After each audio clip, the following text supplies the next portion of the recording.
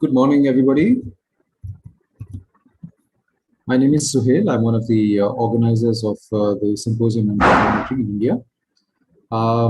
Welcome back to the symposium. This is day 2. We hope you enjoyed the first day. It started with a fascinating and thought-provoking talk by Neha Sinha on whether and how bird monitoring contributes to conservation management and policy in India. And of course, the answer to that question is quite nuanced, and you must see her talk if you haven't already. That was followed by the mini symposium on bird telemetry in India. And that mini symposium had multiple case studies as well as a panel discussion at the end. And I, for one, really enjoyed it. I had many pieces of research on using telemetry on birds that I didn't know about, and lots of wonderful insights, and just demonstrating how useful telemetry can be as a tool in understanding our birds better. And then, of course, finally, in the evening, we had a really wonderful poster session. Lots of people presented their work. There was lots of discussion about it, and I hope you enjoyed that session too. Today, we have a very similar pattern, identical in fact. We have a keynote talk that's going to start just now. And after the talk, there will be, again, a mini symposium, this time on bird atlases in India. And we have, in the past few years, a few really nice examples of atlases being created for birds in different parts of the country. And I think that will be a really important session for those of us who are interested in, especially in how citizen science can be used to better understand our birds. And then that will be again broken into 2 parts, like yesterday, the morning part before lunch, and then sometime after lunch as well. And at the very end, we'll close with a poster session again. And in between, please don't go away. In between, we'll also be posting a link to a feedback form, and that's going to be really important for you to fill out so that we, the organizers, know how this experience has been for you and how we can improve the next time around, hopefully next year. I hope everybody is getting used to the Discord platform that we are using for this symposium. We used Slack last year, and Discord is a very similar platform. We're using that this year. For many of you, it's new, but a small fraction of you, some 15%, I think, from the poll in the lounge. And if you haven't seen the poll in the lounge, there are multiple polls, please do take a look. And from that, it looks like about 15 or 20% of the participants already have been using Discord. But for those of you for whom this is new, we hope that you're finding your way around. Hopefully, it doesn't take too long to figure out.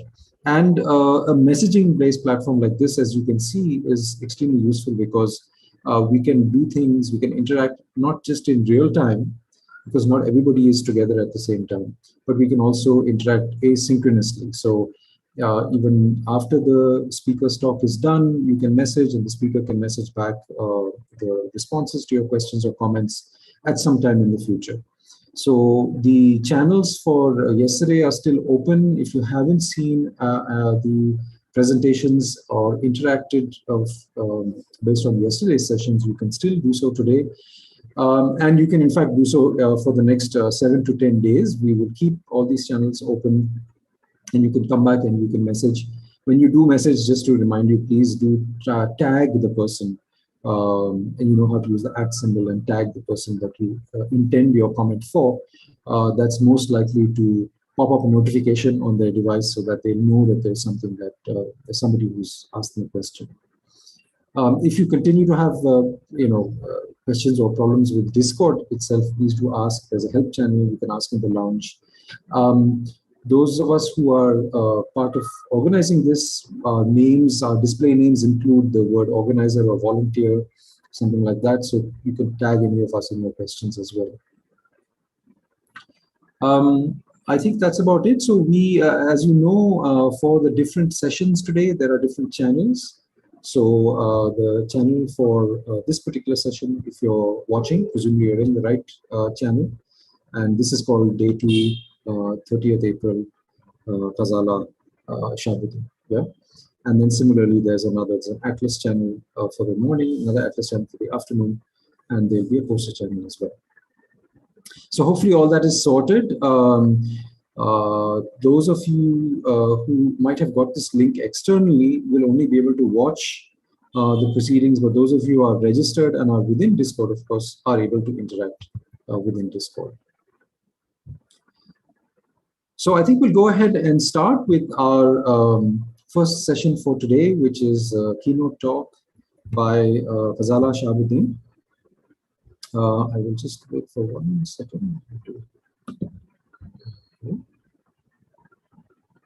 Okay. So Dr. Ghazala Shahabuddin is an ecologist. She's well known to many of us who are interested in birds and bird monitoring. She has varied interests, but perhaps focused mostly around the effects of human effects on forests and untangling those effects, understanding those effects using birds as indicators. And so this work has taken her to a number of different places, including the dry forests of Rajasthan, coffee plantations in the Western Ghats, sal forests in the foothills of the Himalayas, also forest fragments in Venezuela, where she did her PhD, I believe, and wetlands around Delhi. More recently, she's been involved in, of course, she's involved in multiple bird monitoring programs, but one of the important ongoing ones is a project in Kumau, which she might talk to you about. And so they're looking at the effects of habitat change on birds. And in some sense, she also, within birds, she focuses on woodpeckers, but she's really interested in bird communities as a whole. She's published extensively on these issues. She has written or has edited multiple books on conservation in India, and you should look those up. And she's currently a visiting professor in environmental studies at Ashoka University in Sonipat. So with this, I welcome Ghazala. I hope everything's doing well at your end. If you unmute and take it away, Ghazala. Welcome. Thanks, Sohail. Thanks to all of you who are organizing this again. It's great to see that we have a second year of the bird monitoring symposium now. It's really going well, and I think it's taking it really ahead. My internet connection might be a little staggered today. Sometimes it doesn't work very well, but I'll try my best. So I'm going to share my screen now. And thanks for inviting me to give the keynote. I don't think I'm qualified given my very limited experience in bird monitoring, and a lot of it has not been entirely successful either. But I would like to share these insights with you.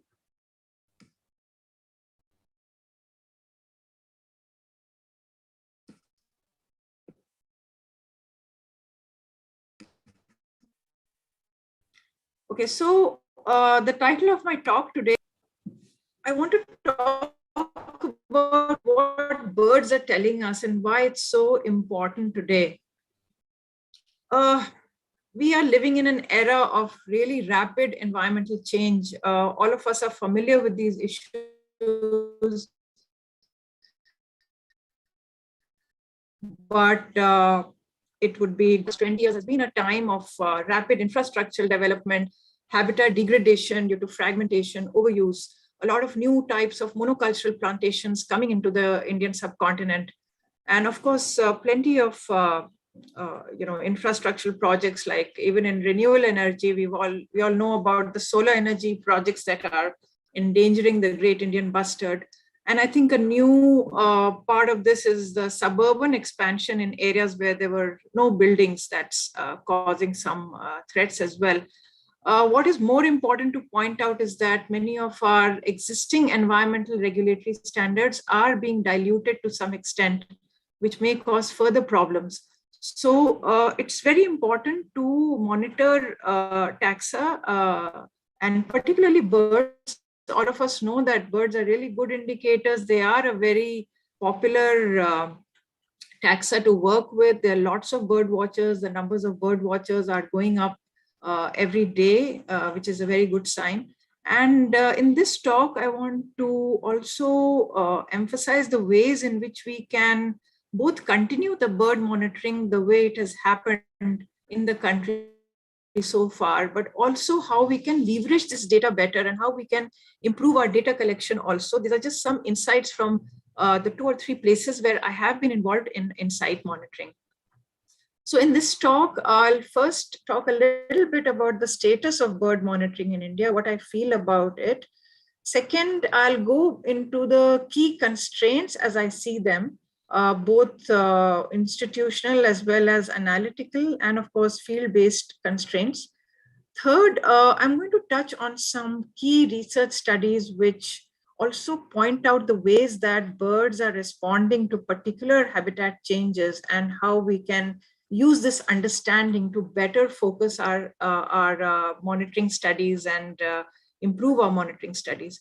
And fourth, I know that Neha has talked about this yesterday, but from my point of view, looking at the data, I will touch briefly on how we can make a better impact on policy using media and so on by leveraging our bird data much better than it is being done so far.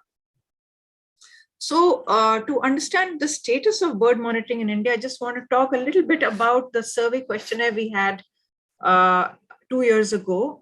Some of us got together and framed some questions where we asked bird watchers and scientists and other people interested in birds to tell us about their bird monitoring practices, their bird monitoring projects that they had.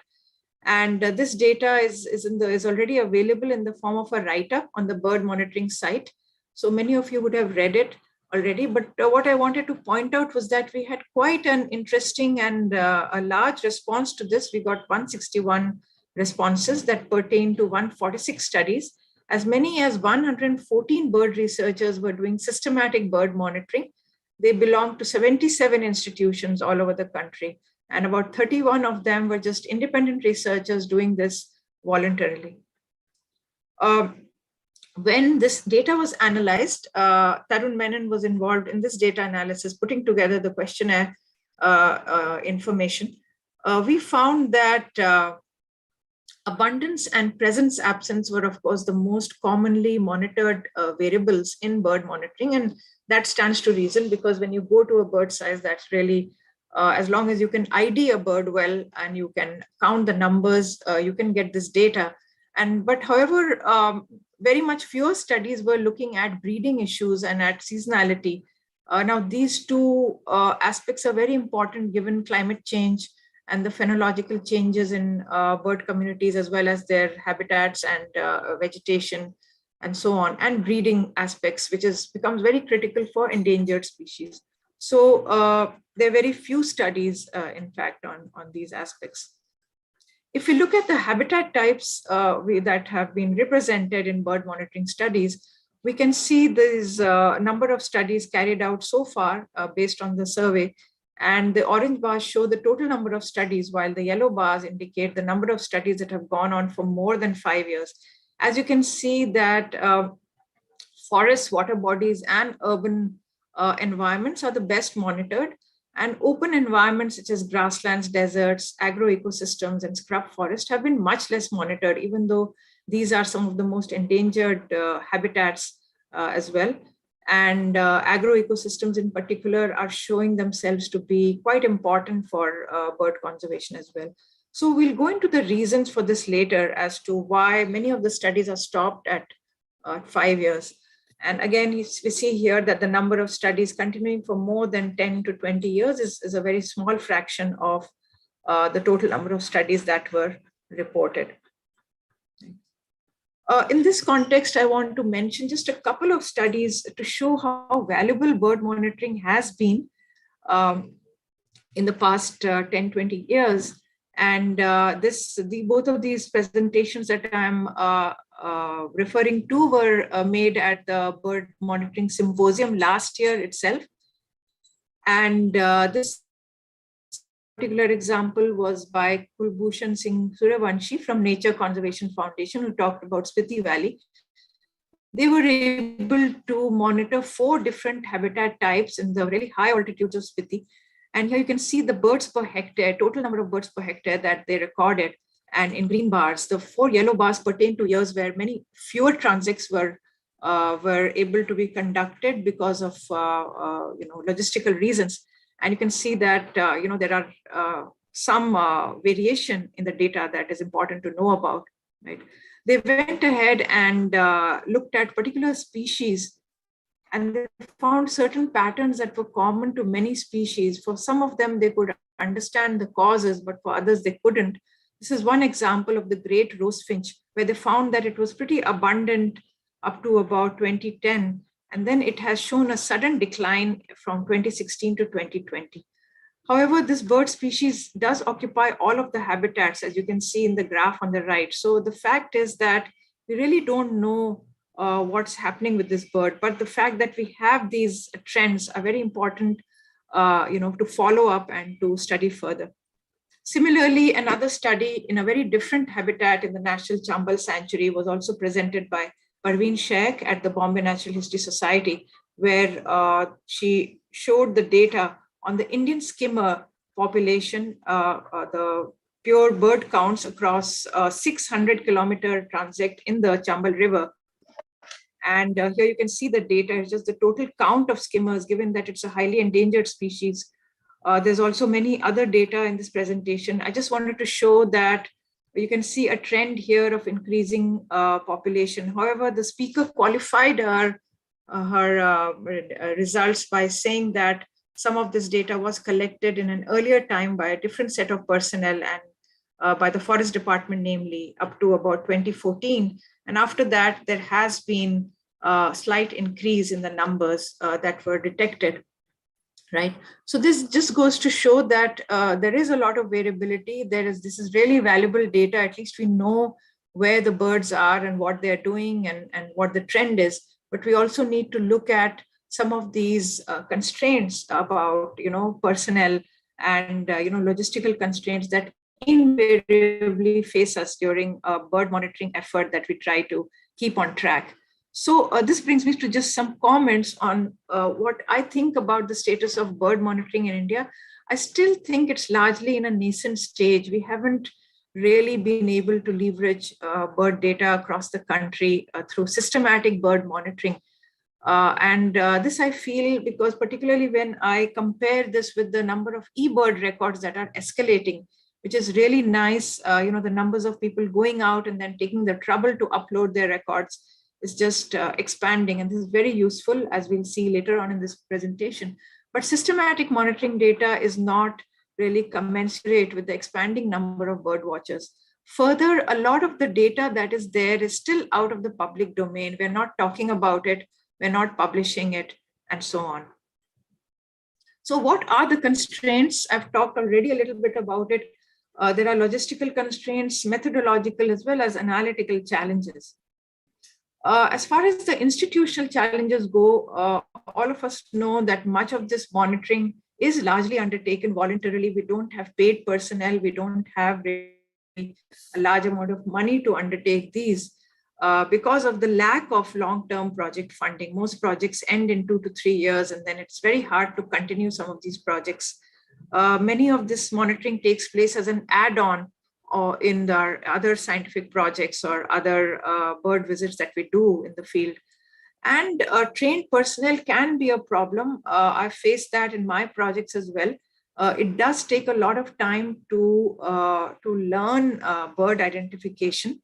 We need to spend time with people to train them. And people have also to do a lot of self-learning. So this also requires a lot of resources. So we need to look at this aspect a little bit.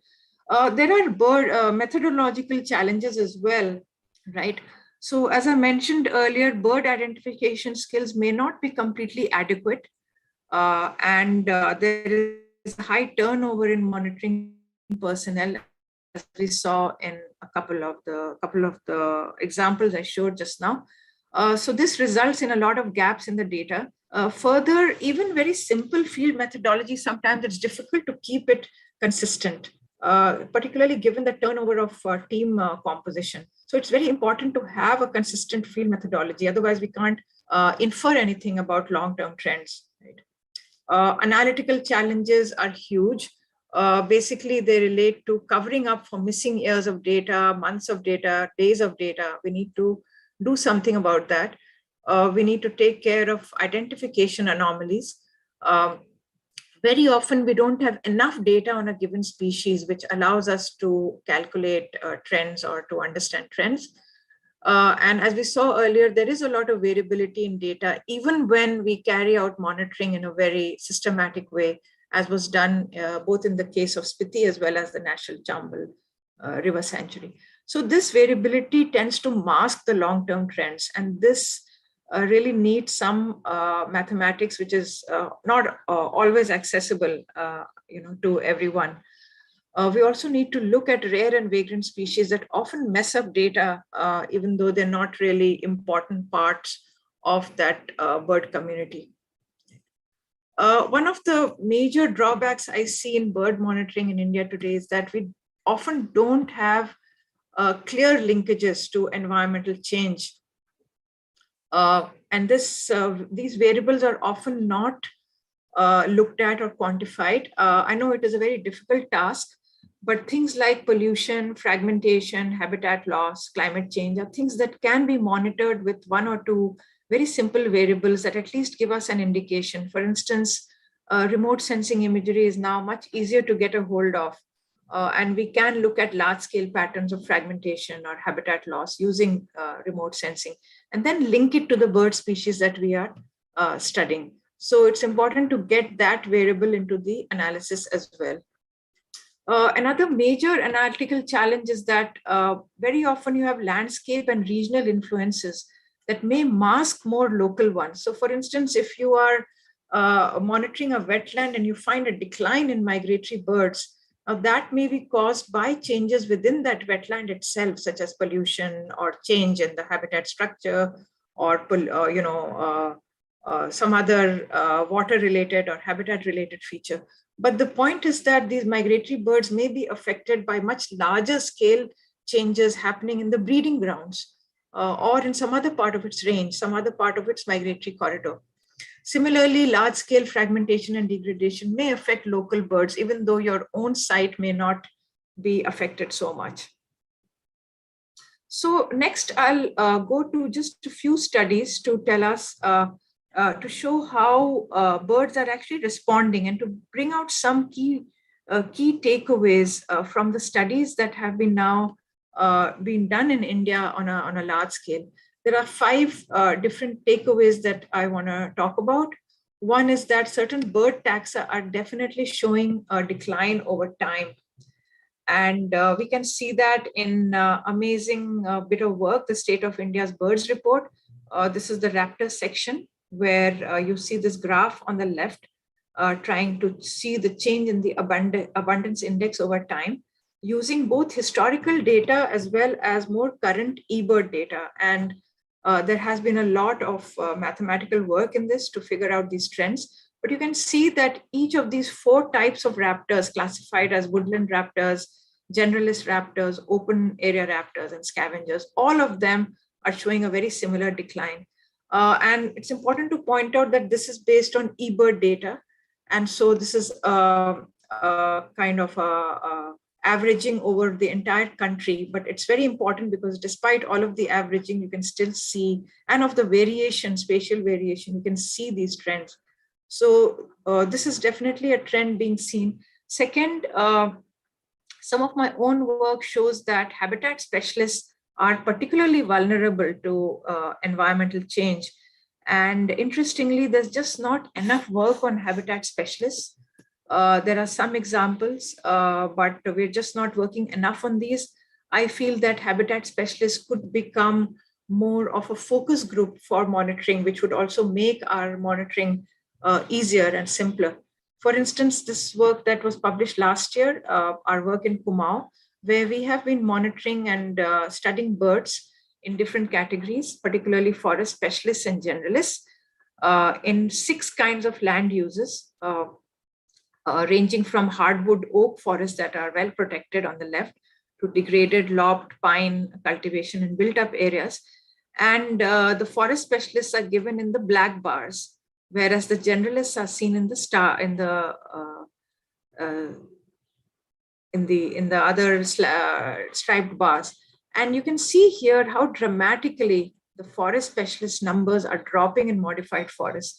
And the fact that this trend was seen not just in one site, but in two adjacent valleys makes it even more robust. So my point is that forest specialists are showing a lot of impact due to land use change. So if we pick up these forest specialists for better monitoring, it might bring out some trends which might be of more use to policy and to understanding environmental change. Third, everybody knew this, that monocultural plantations cannot support complete native assemblages. But there's numerous studies in India now. This is one example published last year by Shankar Raman et al. And you can see here that they have put in the rainforest bird species diversity on the y-axis. And they've tried to see the diversity across tea plantations and adjacent rainforests, as well as fragments in Valparai area. And you can see again that there is a significant dropout of rainforest bird species from rainforests. And so showing that tea plantations definitely cannot support a lot of these specialist birds, which are rainforest specialists. So if we move away from forest specialists and we talk about certain taxonomic groups, okay, there are certain taxa that seem to have been disproportionately affected by land use change. This is a work done by Raman Kumar et al. In Biological Conservation, published in 2011, where he looked at woodpecker densities across 4 different habitat types, including a monoculture, the teak plantation, but also natural sal and managed sal. And what you can see here, very interestingly, is that in the non-breeding season, there is a little bit of difference between natural sal and across these different management types and teak plantation. But in the breeding season, the differences are enormous. And this just goes to show that without that natural forest, probably the breeding of these birds is going to be affected. So a number of studies after that, including some in my field site as well, are just kind of reiterating the fact that woodpeckers are a good taxa to look at. They are disproportionately affected by forest degradation and change, that we could possibly target some of our monitoring towards this. Last point, agricultural, urban, suburban landscapes have considerable potential for bird conservation. Both of these pictures are taken in residential areas of Delhi. You can see a grey hornbill on the left, in fact, nesting or trying to nest in an old neem tree, and you have scaly-bellied avids on the right side. So there's a tremendous potential in the urban landscape, and I'm glad to see from last year's symposium that a lot of the talks were relating to urban areas. So we need to look at these areas. These areas are also easier to monitor because we live there. It's just easier to get out, monitor, but it's surprising how little of that we actually end up doing. We end up going to really remote places and exciting places, but we don't monitor our neighborhoods that much. So in conclusion, what do we need to do to improve our monitoring or to leverage our data much better? First of all, I think we do need to look at simpler monitoring methods. I know that monitoring can't get too simple, but we need to try to maybe reduce the number of taxa that we are working with, reduce the complexity of the methods. Methodological consistency from year to year is very important. In effort, the time spent in the area covered during the monitoring, the constancy in the team members. We need to include a few environmental variables as well, as far as possible, cause and effect. Perhaps when there is a logistical constraint or practical constraint, we can look at monitoring fewer sites with a higher frequency as against a larger number of sites with lower frequency, so that we can understand a fewer sites much better. And then we can extrapolate from these sites to a larger number of sites that are similar. Birders, in fact, can add a monitoring component to their existing studies and visits. Even spending an extra half an hour or 1 hour on every visit would be really valuable for long-term monitoring. The final part of my talk is on making an impact on development policy. Neha would have done a much better job of talking about this given her experience. I just want to point out a few things, particularly in the context of conveying the complexity of bird decline and community change to people like bureaucrats, journalists, and other groups. The nuances are just not understood enough, and I want to show that in a few examples. Very often, information is misrepresented in the media due to inadequate conveyance, inadequate work from our side as scientists or as birders to explain the nuances. Just one example here. There have been a number of reports in newspapers like Times of India, where they talk about increasing number of bird species in a city like Delhi. Okay, so here you see a news clip from 2021, and you see these biodiversity parks here listed over here, and the number of bird species that have been recorded in different years, 2017 to 2021. Okay, and you can see that different teams would have gone to these areas. It's very difficult to keep a number of teams constant because it's Big Bird Day and everybody wants to go out. Over 500 birders participated in the event in Delhi, and this is going to lead to really excellent information for each of these sites in eBird. But as you can see, the headline that number of bird species in Delhi has gone up is just not warranted by the kind of data that you see in the graphs here. There's not been too much of a change. So what this kind of reporting does is to create a sense of complacency amongst policymakers that everything we are doing is all right. We can go and really mess up with the river as long as we have some biodiversity parks where we've got a lot of birds coming. Right? We don't look at the landscape effects of all of these changes that are happening across a city like Delhi. So this just goes to show that we need to spend perhaps more time with journalists to explain to them why or why not we can come up with such conclusions. Right. Another common phenomenon is that when there is a vagrant bird, when there is a rare occurrence, it's just given much more importance than relatively common birds that we see around us, and that are actually much more important to the ecosystem function and to changes in the bird community as well. One common example is in Delhi of increasing number of crows in the city because of the provisioning or feeding that happens in many areas. Increasing number of rose-ringed parakeets also that tend to be quite opportunistic in terms of feeding. So this news clipping pertains to a sighting of the lesser fishing eagle that was made in Okhla Biodiversity Park on the Yamuna River. And it was seen in a few years consecutively, in fact. So once this bird was seen, a lot of people went to try to photograph it and to see it. And that's really nice, but it doesn't show that things are improving in Delhi, right? Because it's just a rare occurrence that people are excited about. Similarly, this year, fire captits were seen. It's a Himalayan bird. These were seen in Gurugram in a kind of a semi-farm area, forest area. And this was reported this year. After this, there was a huge number of groups and photographers who went to see this bird in Gurugram and tried to photograph it. I understand that not a lot of them were successful. So this is not to say that this is something which should not be done, but just that perhaps we need to reach out more to media persons and so on to explain the importance or the unimportance of these events, right? And to focus on slightly more important issues like the fast, declining green cover and the change in the landscapes that Delhi or Bangalore are seeing.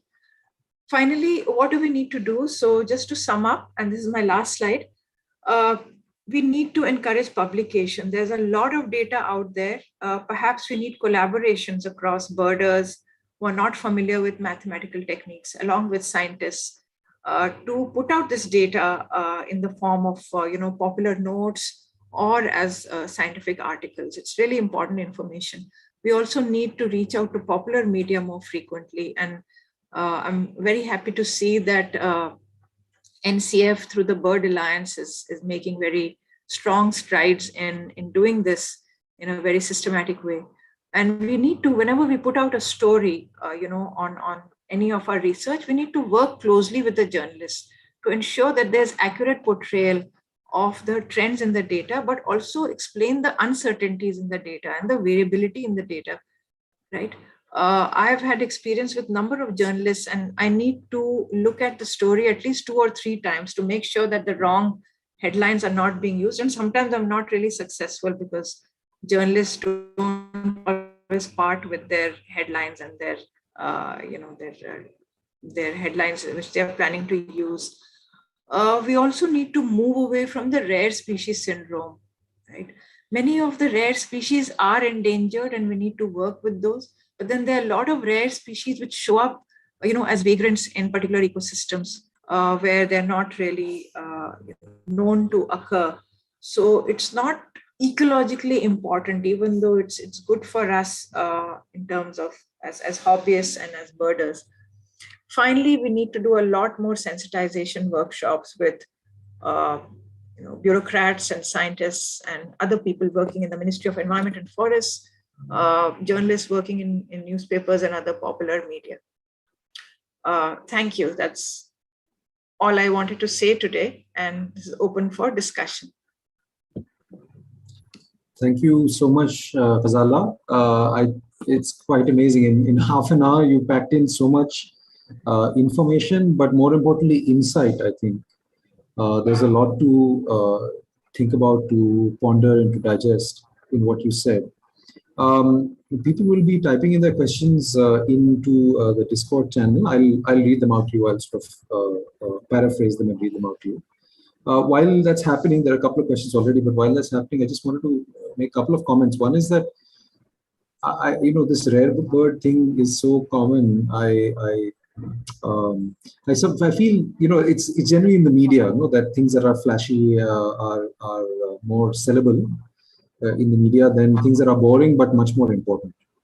And maybe related to that is the in conservation also the focus on rare and threatened species, which of course is important. But I think from what you said, you'd agree with me that it's as important to keep common birds common.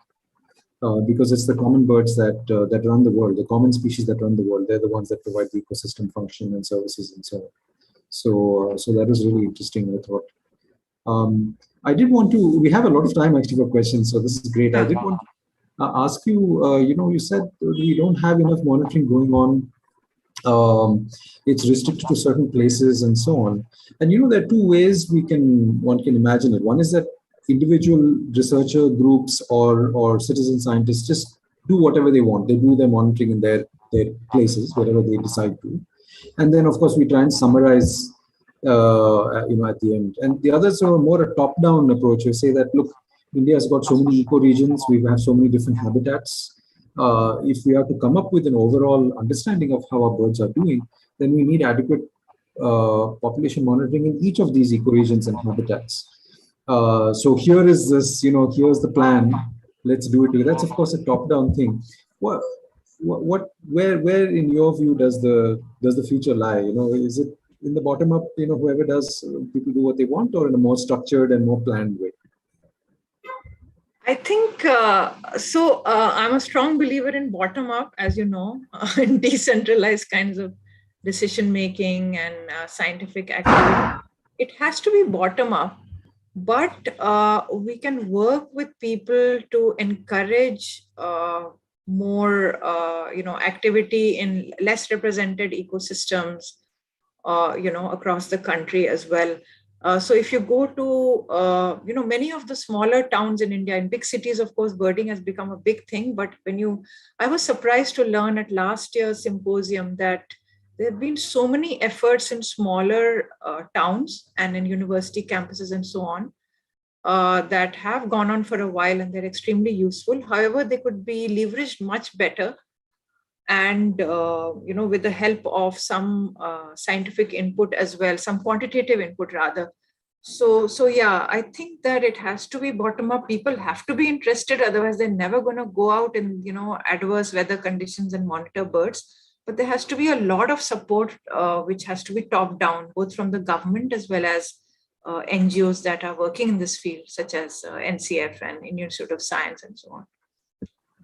Yeah, thank you. Thanks so much, Ghazala. We'll go to the questions over here. Oh my goodness, there's a number of them. The first one is from Lakshmi. You emphasized urban monitoring in urban areas, Ghazala, and she says, how useful and accurate would that be? Because there's so much, these are human-dominated habitats to the point of overcrowding. So how well can monitoring be done in urban setup is her question. Yeah, it is difficult. Monitoring, densely populated areas are not necessarily less interesting for monitoring, because then you have birds that are really, opportunistic. They're dependent on human beings, and they might. So what's happening in a lot of urban areas is that we are encouraging a lot of opportunists like crows and black kites and so on. And these birds then go out into the nearby countryside or agricultural areas and forests, and then they have, they create a different kind of dynamics there. So it's as interesting. You'll probably get fewer birds in urban areas of lower diversity, but they're as interesting to monitor. Of course, you want to make it more interesting for yourself, so you would like to include some green areas along with the densely populated area, so that you can see a larger dynamic over there. Thanks so much, Ghazala. I'm going to paraphrase Nishant's question. He's talking about outreach and communication, I think, about birds. So, what about the strategy of trying to, through the media, mass media and so on, do a lot more of outreach and communication of birds, and through that inspire people to look out for more? I guess it's not a question, it's more a comment that kind of effort is really needed to get the word out more broadly. But I'll move to a question, Ghazala, by Monica. Monica is asking, since the human resources required, the human effort required for collecting data on the ground, it can be considerable and also cost a lot. What are your views on passive methods for monitoring? For example, using sound recorders. Sorry, using the sound recorders. Sound recorders. Yeah. Well, I haven't used sound recorders, but I think it's very useful. But even for sound recorders, you need people out in the field. You need to make sure, those sound recorders are still there. They're not being picked up by anybody. They are in working condition. You have to download the data. So I guess, yeah, I mean, it's very, very useful. And I'm seeing an increasing number of publications on it. But I think it does need to be combined with actual visits as well. Yeah. So, thanks. There's a comment by Dr. Kalpana, who teaches in a college in Chennai. She says she's absolutely floored by the talk. You could be talking about their own bird monitoring attempts in their college. So that's a note of appreciation. Kulu asks how to balance the doom and gloom message of conservation with more optimistic views, but without creating the sense of complacency that you talked about. Sorry, I didn't get this question. Sorry. How do you balance doom and gloom messaging with more optimistic messaging, but without keeping us giving a sense of complacency, like some of the news reports you? Yeah, it is a very careful balance. Some things are definitely improving. I didn't want to give the impression through my talk that everything is, deteriorating and so on. There are definitely areas that are improving because of certain, social reasons. But yeah, it's a very delicate balance. I think that's why we have to work very closely with journalists. First of all, most journalists don't have an understanding. I mean, they're not supposed to. They are, they're not biologists. So we need to work closely with them they also need to get out in the field and understand how much effort it takes for monitoring, what is the kind of variability that is out there, and what we can really infer from certain graphs or not, So, and I think that, yeah, I mean, we need to be optimistic, but frankly, when I see the kind of unplanned sort of development going on in the country without an understanding for land use, preservation, forest preservation, wetland, habitats, and so on, I feel really pessimistic at this point, because I've been birding for 30 years now, and haven't seen such a resurgence of development activity for a while. And the main point is that it's rather unplanned. It's not being done very sensitively, where you could make like a highway, 20 kilometers longer to avoid a bird habitat. You are making the highway right through the bird habitat, So I think as of now, we are in an emergency, and I'm frankly quite pessimistic about where we are going unless we all really work hard to make this, and I think birds are an excellent tool, as I said earlier, to help bureaucrats and government try to understand this problem. Yeah, absolutely, Ghazala. And of course, there our allies we need to make allies out of the media and the general public, because that's really what drives things. It's public opinion votes, pressure, things like that. And so, as a follow-up, sort of, there's a comment or a question by Praveen about you spoke about how journalists, have this sort of sensational headline and so on. Have you had any success working with journalists or media houses in making their reports more nuanced and more accurate? And how did you manage that, if so?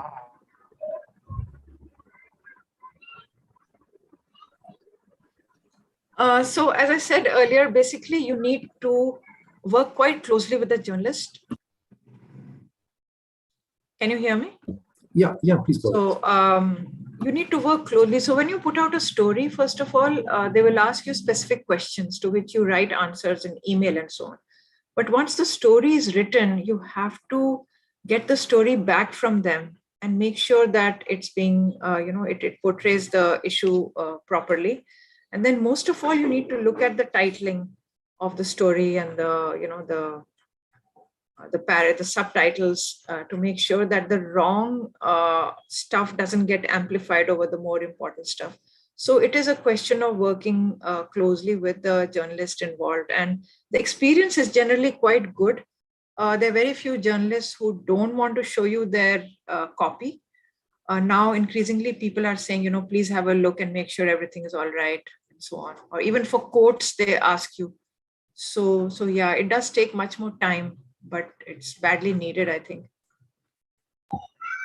Thanks, Ghazala. We have a couple of minutes left. I'll skip over a few questions. I hope you can manage to come to the Discord channel and also participate in answering them there. But it's a question about other examples of birds by Kirti. Are there examples of birds being used as monitors for environmental quality, say air quality or water quality? So something that perhaps those can be used as some target species, I guess, is the implication. Actually, I'm not really aware of birds that have been used to monitor pollution. So far, insects and insect larvae and so on are much more. I also think that birds are actually less sensitive to pollution, given the large number of water birds you see in extremely polluted areas, because you can't really make out the mortality from snapshot events. They probably are ingesting a lot of toxins, but they may not drop dead that same year, right? So I'm not aware of such monitoring as of now. I'm not sure if others here might be able to come up with some examples. Yeah, there's a saying, I think, among bird watchers, and I don't know if it's true, that coots, I was told this, I've been told this repeatedly, that the presence of coots is actually, or large numbers of coots is an indication of poor water quality. So coots can thrive where other water birds can't. I don't know how far this is true, but perhaps there are others in the group who may be able to answer this. Just maybe one question, one last one. Cinnamon Bittern, who should please change their name to their real name, asks, how can we incentivize projects, especially bird monitoring projects, especially in the long term? Trick question, no, difficult, but tough question. Yeah. I mean, who's going to incentivize? It's not really right now in the domain of the government or any government to really incentivize this unless they're extremely sensitive to these biodiversity issues. Yes. So, but I think amongst our group, we can incentivize each other by providing support, by collaborating, by just chatting with people who may be in trouble with a particular aspect or who need help with monitoring. I think last year we started talking about it, and I think this year we might be able to get further on that. Yes. With forming regional groups that can help out. I know this is already happening to a large extent in many places, but I think it needs to be more systematic. Yes, I think you're right, Ghazala. I mean, one of the main purposes of this symposium, this repeated, hopefully annual symposium, is to sort of create this community of people who are interested in the same thing. So I don't know whether we can incentivize each other, but we can support each other, as you say. We can encourage each other. We can praise each other, and so on, which is also actually an incentive. All incentives need not be monetary. Exactly. I think we also need to look at, eBirds is doing really well, and it's not like it doesn't involve effort, right? People actually take the trouble to upload lists wherever they go. It's been made easy with the app and everything. Maybe we need to look at monitoring. Maybe we need to come up with similar apps or something that might help monitoring, that you could take with you, which would guide you as to what you're going to do next. Maybe that's one option. That's an interesting thought. Great. Thank you so much, Ghazala. We're out of time, but thank you for spending the time here. And please do come to Discord and interact there. There's lots of further questions and, of course, other sessions and so on. Thank you. So we'll draw this session to a close. So with that, we have a 10-minute break, or 8 minutes now. We'll resume at 11 o'clock with the first of the Atlas sessions. So please head over to the Atlas AM channel, which is just below the channel for this first session of the day. And see you there at 11 o'clock. Thank you all. Bye-bye. Thank you. Thank you, Sohail. Bye.